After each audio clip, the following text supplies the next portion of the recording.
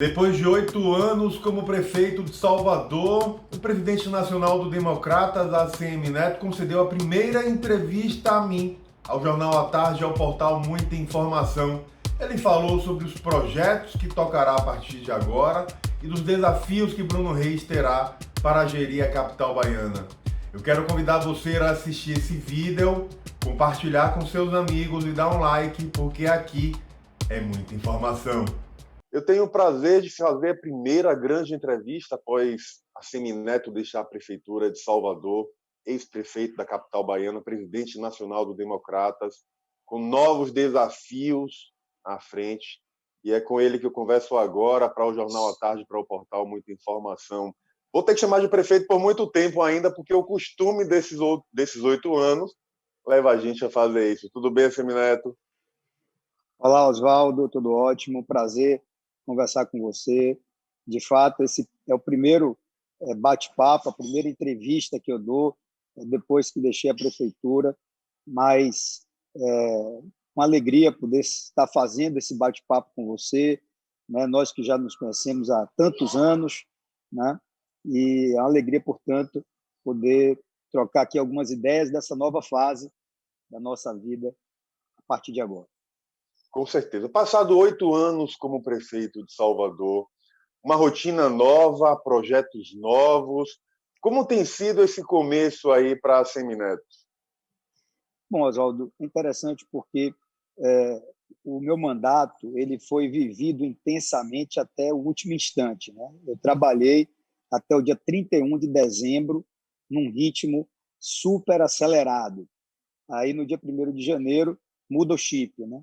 Tira o chip de prefeito e agora entra o chip de presidente nacional do Democratas, de liderança política que começa a articular um trabalho na Bahia e no Brasil.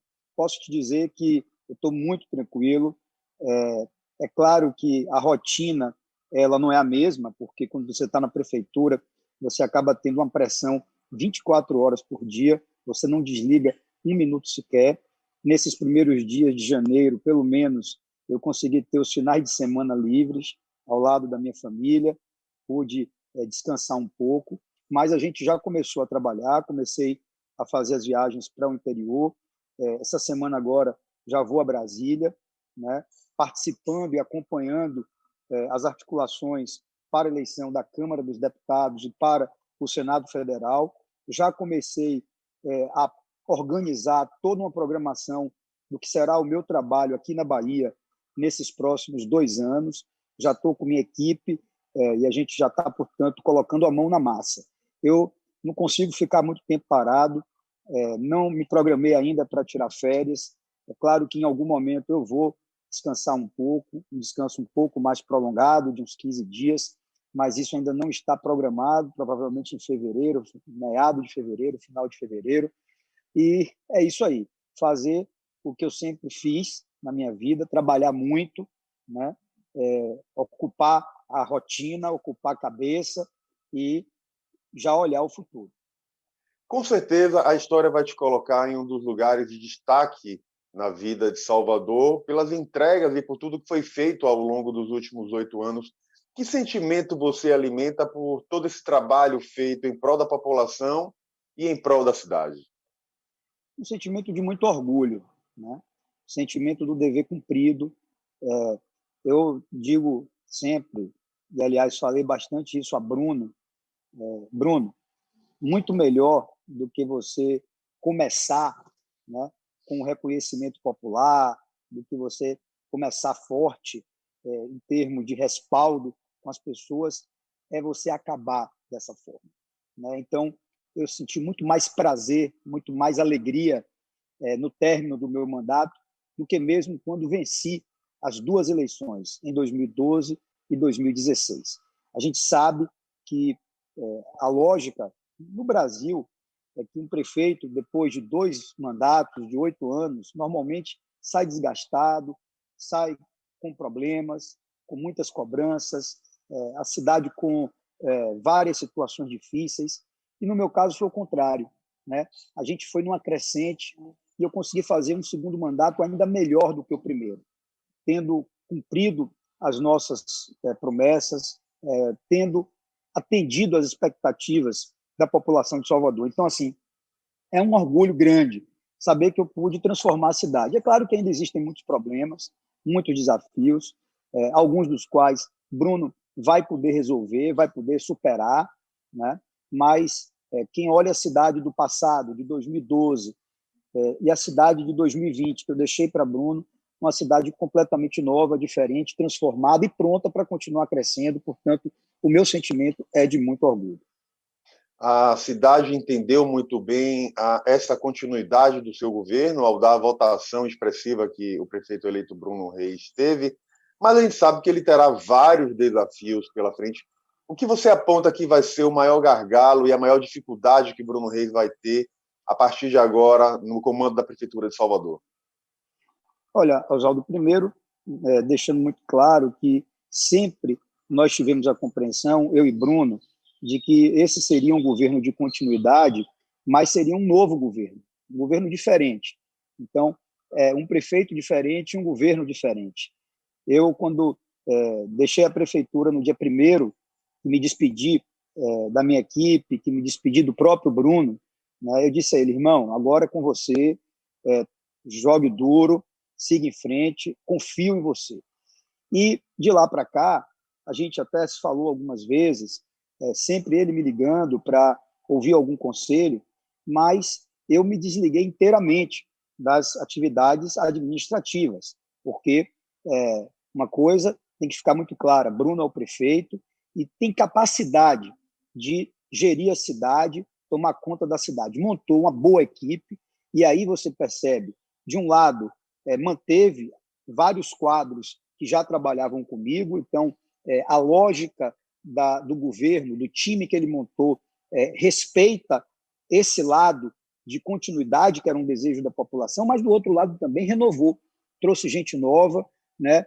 Mexeu nas estruturas, o que eu acho muito positivo, porque depois de 8 anos, é claro que é preciso ter mudança. Então, e Bruno vai conseguir implementar essas mudanças. Agora, ele já assume, né, com desafios grandiosos, assuntos espinhosos, muitos problemas para enfrentar, e eu diria que todos derivam de uma só coisa, que é a pandemia, né? Nós ainda estamos vivendo a pandemia que traz reflexos diretos na questão da saúde pública, e veja o que está acontecendo em Manaus, o caos do Amazonas, né? Graças a Deus, aqui em Salvador, nós conseguimos superar todo esse tempo sem colapso no sistema de saúde. Isso tudo foi feito com preparação, com foco e com investimento. Então, você tem, diretamente ligado à pandemia, a questão da saúde, mas tem também todo o rebatimento em outras áreas essenciais para a vida da cidade. A exemplo da assistência social e o impacto que isso traz para os mais pobres, para as pessoas mais vulneráveis, né? A educação, porque, infelizmente, não vai dar para esperar a vacina no braço de todo mundo, ou seja, a imunização de todos, para voltar à educação. Vai ter que voltar antes. É claro que tem que voltar com cuidado, com segurança, seguindo protocolos muito sérios, mas não dá para perder 2 anos. Nós já perdemos 2020, não dá para perder também 2021. E esse é um desafio do Bruno. O terceiro desafio que eu apontaria como assim importantíssimo é o do transporte público. Eu sei que ele está pessoalmente dedicado a isso. Ainda na minha gestão, nós colocamos 105 milhões de reais para o transporte público de Salvador não parar, né? Existe uma das bacias que está sob intervenção, essa intervenção acaba em março, e ele está preparando uma solução, uma saída para que essa intervenção não seja prorrogada e o transporte tenha uma solução mais definitiva. Então, dentre tantos problemas que um prefeito enfrenta no seu dia a dia, agora, mais do que nunca, o prefeito está sendo desafiado em função da pandemia e das consequências que ela traz. Será praticamente impossível evitar as comparações entre os dois governos. Tem uma linha de corte muito elevada que foram as entregas ao longo desses últimos 8 anos. E o próprio Bruno Reis coloca isso como um grande desafio. Na verdade, Oswaldo, é um grande desafio, mas, por outro lado, Bruno tem uma máquina que está azeitada, uma prefeitura que está pronta para encarar tarefas cada vez maiores, né? Quando eu cheguei em 2013, a discussão era o básico. Tem que tapar o buraco da rua, tem que coletar o lixo, tem que manter a iluminação pública.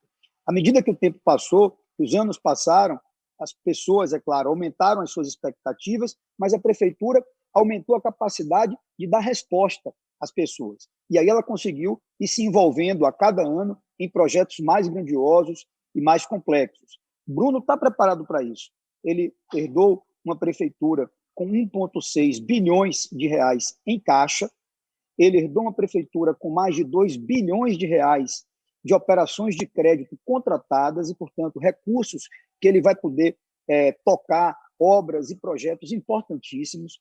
E mais do que isso, Bruno conhece a cidade e conhece a máquina administrativa de Salvador. Então, eu não tenho dúvida que ele está preparado, sim, e as comparações, que são naturais, elas, aos poucos, vão deixando de existir. Por quê? Primeiro, porque a Semineto jamais ficará, tá certo, como viúva, né, de 8 anos de governo. Eu já mudei meu chip, eu já estou pensando em outras coisas, já estou fazendo outras coisas, e deixei muito claro, tá certo, que não vou ser sombra. Aliás, eu dizia isso antes da eleição, não esperem de mim, tá certo, continuar querendo exercer a prefeitura, não esperem de mim um terceiro mandato. E está claro, o prefeito é Bruno, quem decide é ele, quem está na linha de frente é ele. Eu mudei a minha pauta. Eu acho que isso ajuda também a mostrar claramente que a realidade agora é outra, que nós temos um novo prefeito que com certeza vai ter qualidades e defeitos, como todos nós, mas vai ser um bom prefeito para a cidade. Já iniciou uma série de visitas ao interior e o pontapé inicial foi dado essa semana. Esse é o começo da pavimentação de sua candidatura ao governo em 22. Oswaldo, veja, eu não vou aqui, de maneira alguma, tá certo, deixar de dizer a você que o mais provável é que eu dispute o governo do Estado em 2022. Agora, eu quero transformar isso em algo absolutamente natural. Uma candidatura a governador não pode ser apenas fruto de uma vontade pessoal, de um desejo meu, né? Ela tem que ser fruto, sobretudo, de uma vontade dos baianos. Então, eu quero transformar isso em algo natural. Esses últimos 8 anos, eu tive a minha vida, né, praticamente dedicada a Salvador, né? Eu, é claro, como uma liderança política, jamais me distanciei do interior, jamais deixei de fazer visitas ao interior, porém, o meu foco, a minha atenção, a minha energia estava concentrada para Salvador pelo meu trabalho como prefeito. Agora, né, a realidade é outra. A prioridade para a minha agenda nesse ano de 2021 é o interior. Eu vou dedicar boa parte do meu tempo para viajar pela Bahia, para viajar pelos municípios baianos, né? Nós já começamos. Nesse primeiro momento, as nossas viagens têm como objetivo ajudar prefeitos que acabaram de assumir, que estão no seu primeiro mandato, começando agora. Então, eu, com 8 anos de experiência na Prefeitura de Salvador, eu acumulei muito conhecimento, que eu acho que eu tenho a obrigação de dividir isso com prefeitos que estão chegando e que querem acertar. Foi nesse espírito que eu fui a Eunápolis, com esse espírito eu fui a Teixeira de Freitas, irei a Luiz Eduardo Magalhães, a Santo Antônio, a Cruz das Almas, a Juazeiro, a Senhor do Bonfim, a Campo Formoso e a tantas outras cidades que nós estamos fechando programações a partir de convites que eu estou recebendo dos prefeitos. Eu chego nessas cidades e a experiência foi ótima, porque eles reúnem toda a equipe, todos os secretários e dirigentes. A gente participa de uma reunião de 4 horas de relógio. Eu faço uma apresentação técnica do que eu acho mais importante para o início de um governo e depois a gente abre espaço para o debate, eles perguntam, tiram dúvidas. Eu acho que foi muito produtivo. Então, assim, é uma forma que eu tenho de ajudar colegas que estão assumindo agora e que querem acertar. Óbvio que essa agenda, com esse objetivo, será aí dos primeiros meses desse ano de 2021. Logo em seguida, nós vamos continuar indo para o interior, já com outro tipo de propósito, que é o de estudar as principais questões da Bahia, né? Nós vamos traçar um plano regionalizado, onde a gente possa observar os aspectos socioeconômicos de cada região, né? Eu quero, inclusive, buscar a colaboração de técnicos e de pessoas do Brasil inteiro para apresentar uma proposta para a Bahia.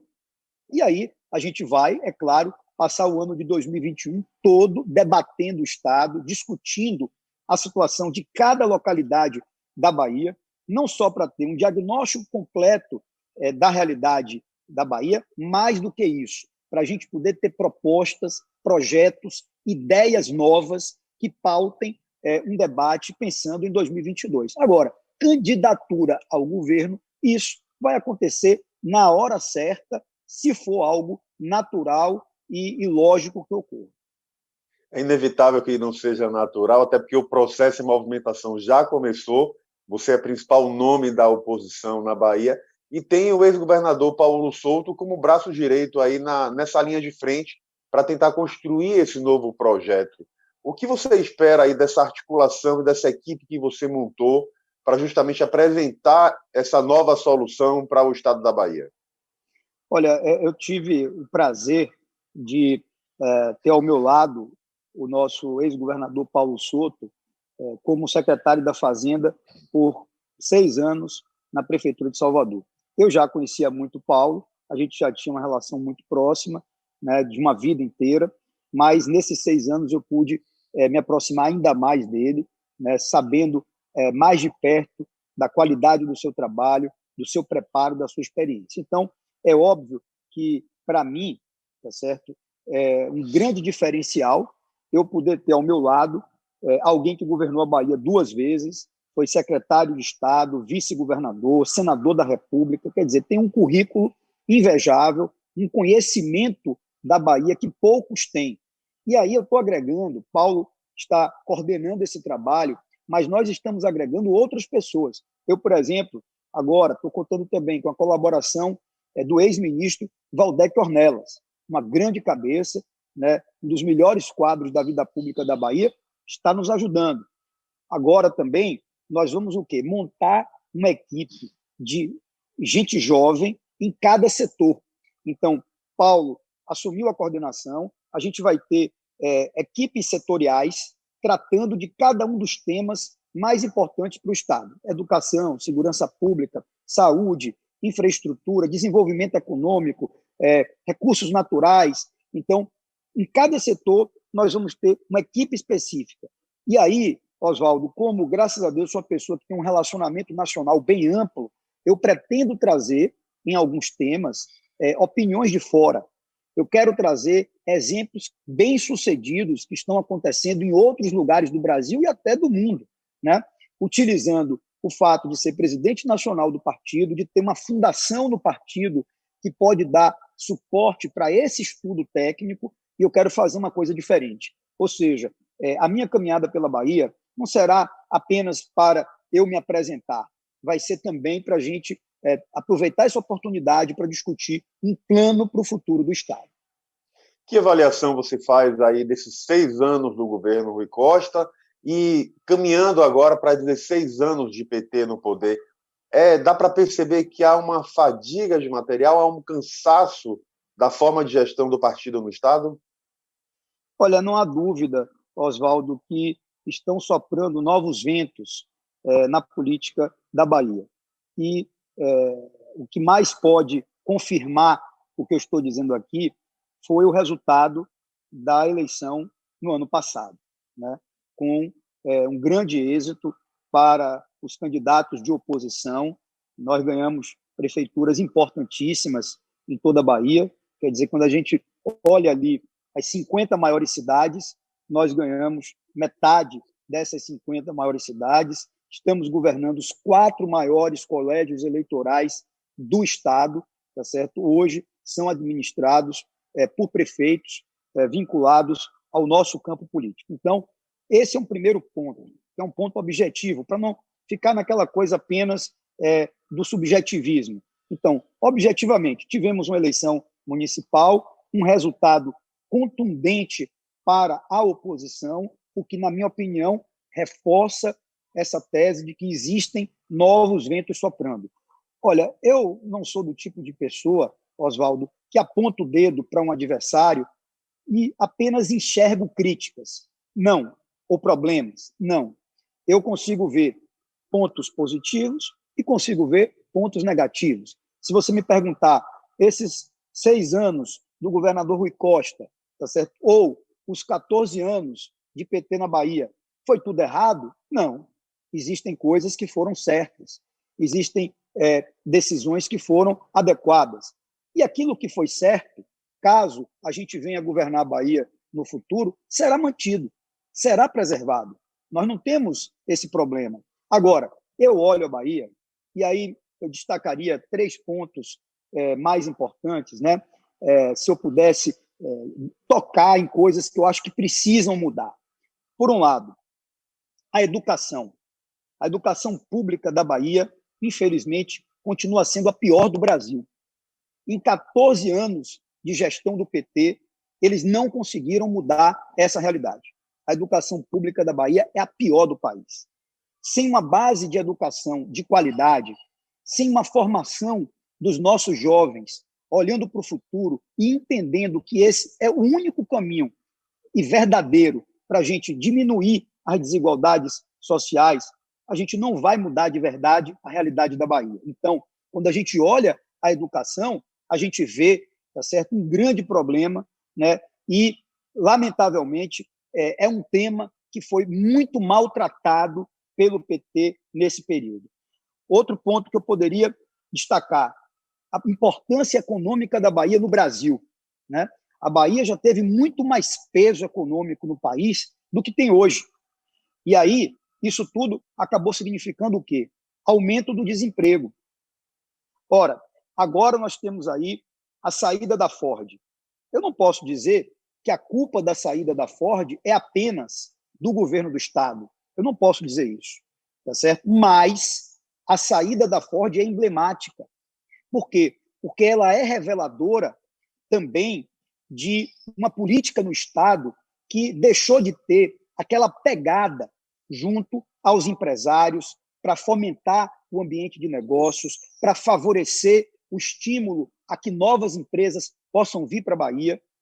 Depois que a Ford anunciou a saída em Camaçari, eu até agora, por parte do governo do Estado, só ouvi promessas, só coisas assim, ó, nada objetivo, nada objetivo. Como é que nós vamos fazer para compensar esses desempregos? Como é que nós vamos fazer para que a Bahia, né, que foi pioneira na implantação de uma indústria automotiva na região Nordeste, né, não deixe de estar nessa vanguarda do desenvolvimento industrial do país, ponto. E a gente não vê ações concretas. E, finalmente, o terceiro ponto que eu destacaria, a segurança pública. Infelizmente, tá certo? Os 14 anos do governo do PT coincidiram com um aumento muito forte da violência no nosso Estado. Situações que não existiam na Bahia, que eram apenas do Rio de Janeiro, de São Paulo, né, de facções organizadas, de criminosos tomando conta de territórios na Bahia, do tráfico de drogas e do tráfico de armas, ter considerado agora a Bahia um dos seus principais espaços de atuação. Então, é outro aspecto que a gente chama atenção. Agora, você vai dizer, prefeito, ou Neto, tudo foi ruim? Não, eu não vou dizer que tudo foi ruim. Existem coisas que foram boas, mas eu acho que chegou. 16 anos é tempo demais. O que o baiano vai querer é o quê? O baiano vai querer que haja uma mudança, que pessoas possam chegar com uma nova pegada, né, com oxigênio, né, com a faca nos dentes, literalmente, para fazer um trabalho que mude o patamar, principalmente nesses 3 aspectos que eu te coloquei para o futuro do nosso Estado. O senador Jacques Wagner é apontado hoje como o principal nome para conseguir manter unido o grupo que está no entorno do governador Rui Costa hoje. Wagner é um candidato competitivo que coloca seu plano de alcançar o governo do Estado em risco? Olha, vamos lá, Oswaldo. Primeiro, lembrando, eu ainda não sou candidato a governador, tá certo? Então, muito cuidado eu tenho que ter quando respondo essa pergunta tão inteligente sua, mas eu preciso ter esse cuidado para deixar isso claro. Segundo, é óbvio que o senador Jacques Wagner, em qualquer circunstância, será um candidato forte e competitivo. 2 vezes governador da Bahia, senador da República, só isso já o credencia a ser um candidato competitivo. Imagine se eu, tá certo, teria o direito de dizer algo diferente. Não tenho, né? Pelo contrário, conhecendo a política como conheço, né, sei que caso o enfrentamento em 2022 se dê entre o senador Jacques Wagner e eu, por exemplo, vai ser uma disputa bastante acirrada, uma disputa bastante firme no Estado. Então, em qualquer circunstância, tá certo? O senador Jacques Wagner é um candidato competitivo. Eu aqui não estou elogiando e nem criticando o Jacques Wagner, estou apenas falando objetivamente, pela posição que ele ocupa hoje, pelo que ele já exerceu como governador 2 vezes, é claro que é um nome conhecido, é um nome que tem hoje o conhecimento da Bahia e, portanto, óbvio, é um nome competitivo. A disputa pelo comando da Assembleia, que manteve unido PT, PSD e PP, mostrou que o bloco no entorno do governador continua unido, continua coeso, e isso é um desenho já para 2022. Essa estratégia do governador Rui Costa, de certa forma, colocou a oposição sem opção de escolha na Assembleia, já que ele estava com a garantia de Adolfo Menezes praticamente consolidada? Bom, Oswaldo, veja, a disputa na Assembleia Legislativa ela estava se dando entre 2 partidos da base do governador Rui Costa, o Progressistas e o PSD. Nós, da oposição, temos apenas uma bancada com 17 deputados. Isso é menos de 1/3 dos deputados da Assembleia Legislativa. Então, jamais passou pela cabeça da oposição apresentar um candidato ou sair vitoriosa nesse processo. O PSD, que fez agora o deputado Adolfo Menezes como presidente da Assembleia, o PSD, eles fizeram um gesto importante no Senado Federal de apoio à candidatura do senador Rodrigo Pacheco, que é do Democratas, a presidente do Senado Federal. É óbvio que o apoio do PSD em Brasília a Rodrigo Pacheco acabou facilitando também que nós construíssemos um entendimento de apoio para o deputado Adolfo Menezes, tá certo? Então, nós entendemos que o deputado Adolfo terá condições de tocar a Assembleia Legislativa e aquela não era uma disputa nossa. Não era uma disputa nossa, era uma disputa entre 2 partidos da base do governador Rui Costa. Agora, você dizer, olha, eles estão lá arrumados, organizados, e o time deles para 22 vai ser esse? Eu não sei. Aí tem que se perguntar a Otto Alencar, que é o líder principal do PSD na Bahia, tem que se perguntar a João Leão, que é o líder principal do Progressistas na Bahia, tá certo? Tem que se perguntar a Lídice da Mata e a Marcelo Nilo, que são líderes do PSB, e por aí vai, tá certo? Então, eu não estou, e aí é importante também deixar isso claro, né? Eu não estou, nesse momento, preocupado com o que acontece na base do governador. Eu tenho que me preocupar com o que acontece na minha base. Eu tenho que me preparar, caso seja candidato a governador, para ter o meu time afinado. Essa é a minha preocupação. Eu não estou atrás de cooptar o partido A, B ou C que está com Rui Costa e com o PT. Isso não faz parte da minha prioridade, não faz parte da minha agenda, não faz parte do meu trabalho. A minha linha é outra. Eu tenho um grupo, nós temos 15 partidos apoiaram Bruno Reis aqui em Salvador, né? Já é um número mais do que suficiente para ter uma candidatura forte e competitiva ao governo, né? Agora, se amanhã ou depois algum dos partidos da base de Rui quiserem conversar comigo, eu vou deixar de conversar? Não vou, mas só que essa não é prioridade minha. Isso não está na minha agenda, tá? A minha agenda é tocar com o meu time, que já é um time muito forte. Qual a sua avaliação aí sobre a disputa ao Senado e qual a chance real de vitória do Rodrigo Pacheco? Estamos muito animados, essa é a prioridade absoluta do partido. até o dia 1º de fevereiro. Primeiro porque o senador Rodrigo Pacheco é um grande quadro, senador por Minas Gerais, jovem, cara da minha idade, tá certo? Jurista, um sujeito super respeitado. Então, a gente acredita mesmo numa vitória. Eu acho que o Rodrigo Pacheco ganha no primeiro turno no Senado e o Democratas, se tudo der certo, manterá a presidência do Senado Federal, que foi o objetivo traçado desde o começo pelo partido. Nós já sabíamos que não seria possível manter a presidência das duas casas, não daria para ter candidato nas duas casas. Aquela eleição de Rodrigo e Davi foi algo muito ali daquele momento, tá certo? Ou seja, não se repetiria aquela hipótese, por isso o foco total na eleição de Rodrigo Pacheco, que eu acho será o próximo presidente do Senado Federal. Qual a sua avaliação sobre a disputa na Câmara e as chances reais de vitória do candidato Baleia Rossi? Há, inclusive, quem diga que o Democratas estaria dividido nesse apoio. Vamos lá. Primeiro, a eleição na Câmara ela está indefinida. De um lado, você tem o deputado Arthur Lira, que começou a trabalhar praticamente há um ano para ser candidato a presidente. Então, ele saiu antes. Com isso, é claro, ganhou terreno. Do outro lado, você tem o deputado Baleia Rossi, que tem o apoio de 11 partidos. Então, conseguiu fazer uma frente bem ampla, né, e heterogênea de partidos apoiando a candidatura dele. Então, ambos são candidatos competitivos que têm chances de vencer as eleições. Se eu dissesse aqui, você tem aí uma bola de cristal para ver o que é que vai acontecer, não tenho, tá certo? Então, os dois são competitivos e pode dar qualquer resultado. Agora, nós, do Democratas, tá certo?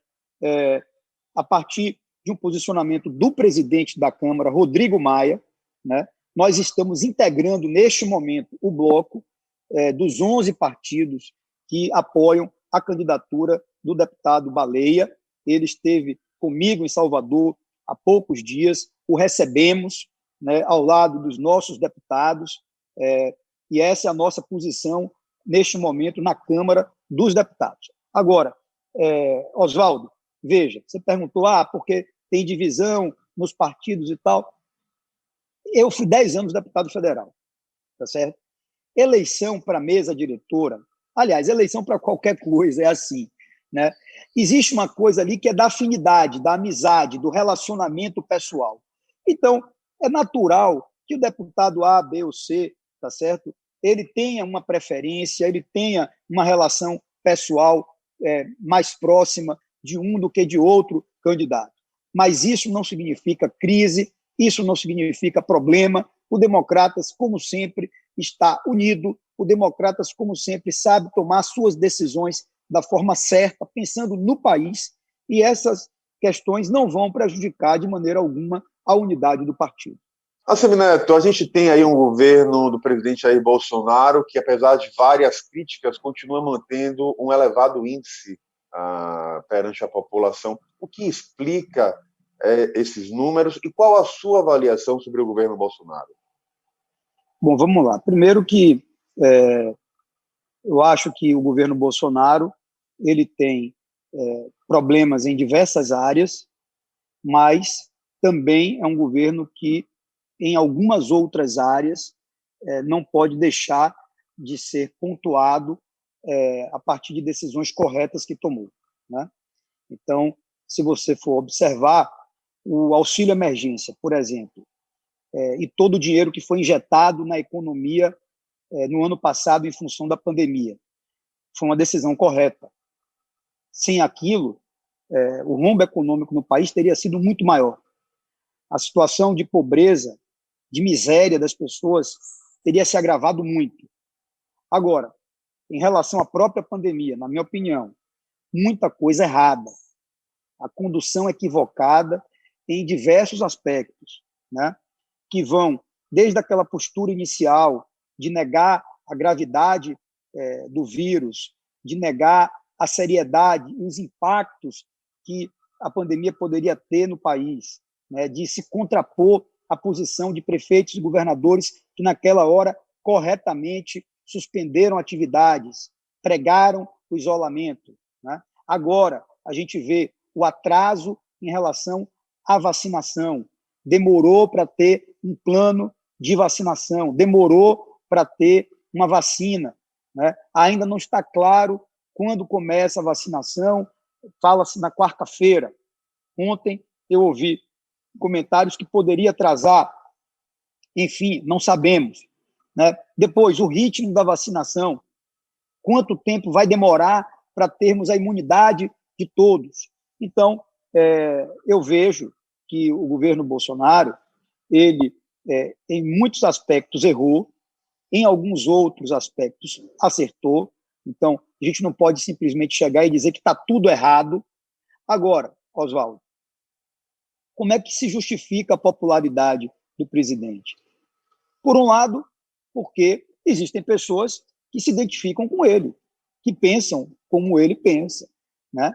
Se, por outro lado, não tenha dúvida que o auxílio emergência teve impacto, teve efeito numa camada da população, tá certo? Que, historicamente, não avaliava bem o presidente e que, depois do auxílio emergência, passou a ter uma outra leitura sobre o governo. Agora, vamos lá.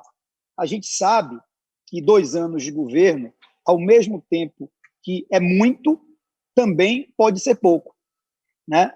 Ou seja, passou metade do governo Bolsonaro, mas ainda tem metade pela frente. O que é que vai acontecer em 21 e em 22? Como é que o governo vai se comportar?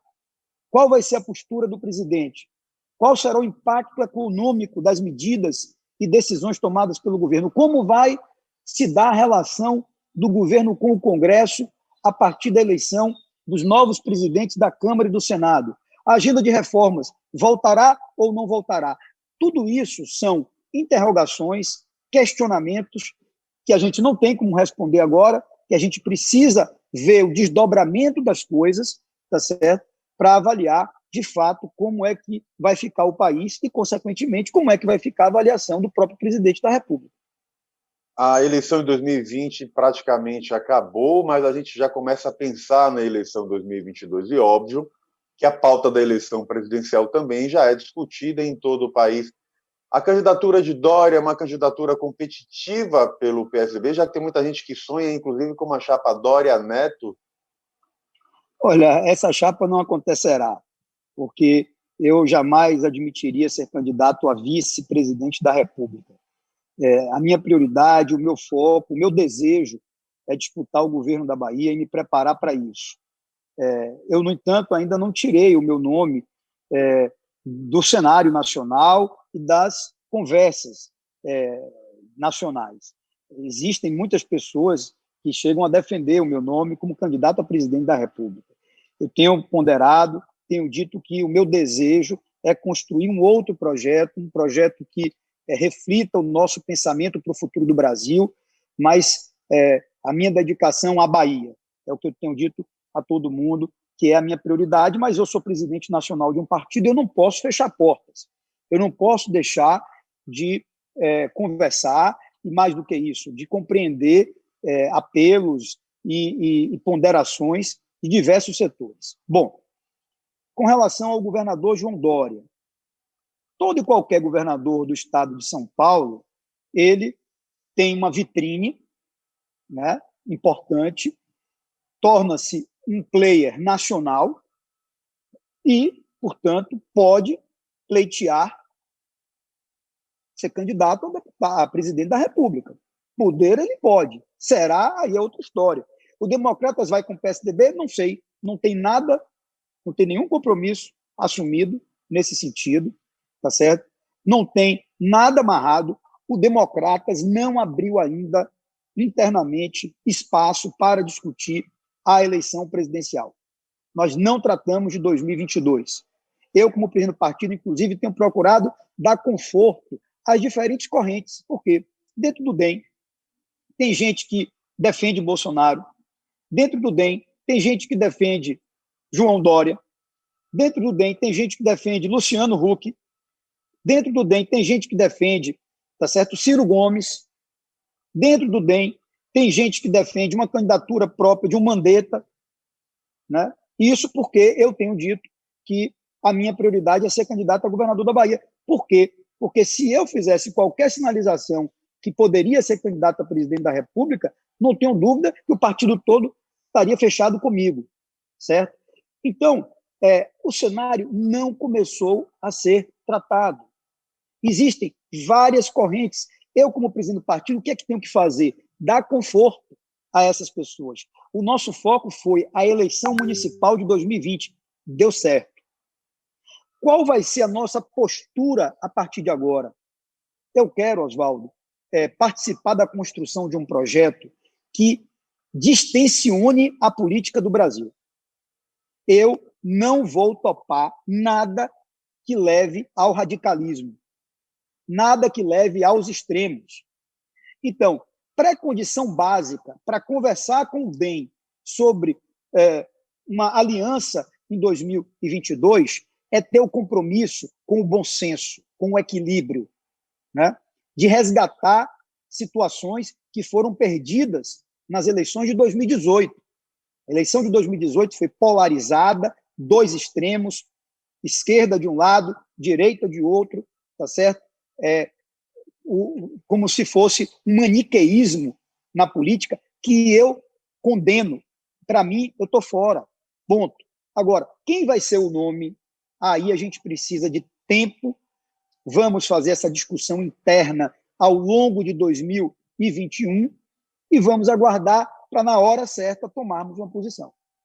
Como presidente nacional do Democratas, como estão as conversas e o que há realmente de verdade nessa articulação aí para tentar convencer o apresentador Luciano Huck a ser candidato a presidente da República? Vamos lá. Primeiro, Luciano é hoje um querido amigo. Eu tenho uma relação muito próxima dele. Conheço o Luciano. As pessoas, a grande maioria dos brasileiros, conhece o Luciano Huck da televisão, né? O apresentador, que é bastante conhecido, porque tem ali uma grande vitrine, que é o seu programa de televisão. Eu não. Eu conheço o homem, Luciano Huck, um cara que tem espírito público, que conhece o Brasil e quer ajudar o país. É um sujeito diferenciado. Se cercou de cabeças muito importantes, tá certo?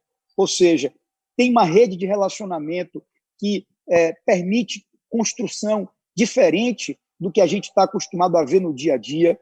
Então, é um cara que tem ideias, que gosta de discutir ideias, enfim. Agora, o que é que tem de verdade em Luciano Huck ser candidato a presidente da República pelo Democratas? Nesse momento, nada. Nesse momento, não existe isso. Tá? Luciano Huck vai ser candidato a presidente da República? Eu não sei. Só quem pode responder isso é o próprio Luciano Huck. Caso ele decida ser candidato a presidente da República, será pelo Democratas? Também eu não sei, porque essa discussão nunca existiu. Então, não há essa conversa na pauta. Eu converso muito com ele sobre o presente e sobre o futuro do Brasil, tá certo? Agora, não tratamos se será ou não candidato a presidente, caso seja, se será ou não pelo Democratas. O que eu posso dizer é que o Luciano Huck é um cara que tem muito a contribuir com a política brasileira, eu acho. Estou falando por mim, não estou falando por ele, estou falando por mim. Agora, sendo candidato ou não sendo? Candidato a quê? Quando? Então, essas respostas todas, só quem poderá dar é o próprio Luciano Huck. Já estamos caminhando para o final, mas não dá para a gente encerrar o nosso papo sem saber a sua avaliação sobre a Ponte Salvador-Itaparica. É um projeto aí que coloca a luz para o ano de 2025. Você acredita na concretização desse projeto da ponte, Neto? Oswaldo, vamos lá. Primeiro, vamos falar aqui do ideal e depois nós vamos falar do real, tá certo? Neto, ter uma ponte Salvador-Itaparica seria uma coisa bacana? Seria uma coisa boa? Eu acho que sim, certo? Então, estamos falando primeiro no ideal, ok? Seria uma coisa bacana ter uma ponte ligando Salvador e Itaparica para promover um novo desenvolvimento, não só das ilhas, mas do Recôncavo, do Baixo Sul. Claro, óbvio que sim. O ideal. Agora vamos para o real. Nós estamos vivendo um momento de crise. Essa crise pode se aprofundar ainda mais, tá certo? E aí, o que é preciso saber? É quanto isso vai custar e como o poder público paga a conta, tá certo? Então, essas são as duas principais questões. Quanto, de fato, isso vai custar e como o poder público vai pagar a conta. Porque o que não dá, sendo muito claro, tá certo? O que não dá é para onerar os próximos anos o Estado, impedindo que o governante do futuro tenha capacidade de fazer qualquer outra coisa por causa de um projeto. Aí não dá. Aí não dá. Tá certo? Um projeto como esse, ele tinha que ser fundado principalmente, tá certo? De um lado, com recursos privados e, do outro lado, com suporte de recursos federais. Né? A União, com recursos federais, a União ela teria força e fôlego, né, para dar as contrapartidas de um projeto desse. Agora, eu receio que a contrapartida do governo do Estado possa comprometer as contas públicas e impedir que o próximo governante faça qualquer coisa. E aí a Bahia é muito grande. Aí não dá, a Bahia é muito grande. A Bahia são 417 municípios. A Bahia tem outras coisas que são muito mais importantes. Eu citei aqui já todos os desafios de educação, de segurança pública, poderia falar de saúde, né? A expectativa de um desenvolvimento mais equilibrado entre as regiões do Estado. Você vai no extremo sul, como eu fui, vai no oeste, como eu fui, as pessoas hoje se sentem o quê? Se sentem esquecidas. Acham que não pertencem à Bahia pela distância ser grande? Não, não é pela distância ser grande, é pelo esquecimento, é pela falta de investimentos. Então, não dá para um projeto só comprometer todo um plano futuro que o Estado precisa ter. Essa é a discussão, Oswaldo. Então, a gente começa colocando o que é o ideal e a gente depois vem para o real. Eu não sei se, diante de tantos problemas que a Bahia tem, de tantas necessidades, tá certo? No estado inteiro, em 417 municípios, eu não sei se um projeto só pode levar, tá certo?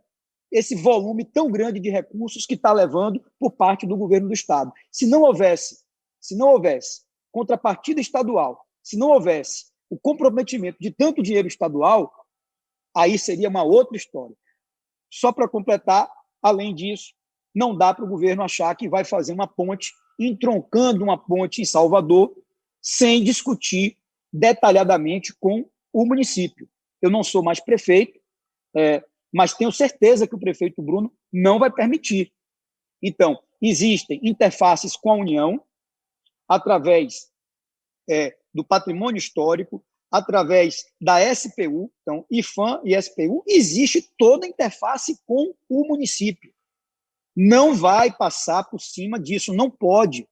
Você não pode encaixar uma ponte com um volume desse de tráfego sem estudar detalhadamente e sem ajustar ao plano de mobilidade da capital. Isso seria um crime. Então, esses são os pontos e aspectos que eu posso trazer em relação à ponte Salvador-Itaparica. E nos 8 anos de governo que você teve à frente da prefeitura, em algum momento o Estado te chamou para conversar, já apresentou esse plano para o município, já que há necessidade de ter esse casamento aí com o plano de mobilidade de Salvador? Não, em nenhum momento. Em nenhum momento. Isso não foi conversado com a prefeitura em nenhum momento. Para finalizar, que mensagem você deixa para a população da Bahia, para a população do Brasil, você que agora começa a viver uma nova fase na sua vida depois de 8 longos anos à frente aí da Prefeitura de Salvador? Acima de tudo, Oswaldo, uma mensagem de esperança e de confiança. Né? A gente está vivendo um momento dramático. Veja que a pandemia, o número de mortes aumentando em todo o Brasil. Né? Você chega à situação lá do Amazonas de faltar oxigênio, né? Você vê o desespero das pessoas. Então, nesse momento, não temos como pensar em nada que não seja a vida, né? Solidariedade, e se houver solidariedade, eu acho que a gente constrói um futuro diferente. Infelizmente, às vezes, os nossos governantes só pensam em politicagem, desculpe o termo, em politicagem. Eu fiz agora, recentemente, uma postagem no meu Twitter e no meu Instagram, conclamando que os homens públicos no Brasil se unam, né? Ao invés de você estar procurando quem é o culpado, quem é o responsável, ou está querendo tirar proveito da morte dos outros, o que é um crime isso. Então, o que nós precisamos agora é de união, de bom senso e responsabilidade, tá certo? E no que eu puder contribuir para esse posicionamento político, seja na Bahia, seja no Brasil, eu espero poder dar minha contribuição ao longo desse ano de 2021. Neto, eu quero agradecer demais a sua presença. Em nome do Grupo à Tarde, em nome do portal Muita Informação, desejar sorte e sucesso na nova caminhada que você já começou a fazer. Obrigado, um grande abraço, brigadíssimo a todo o Grupo à Tarde. E é isso aí, estamos juntos. Forte abraço, irmão.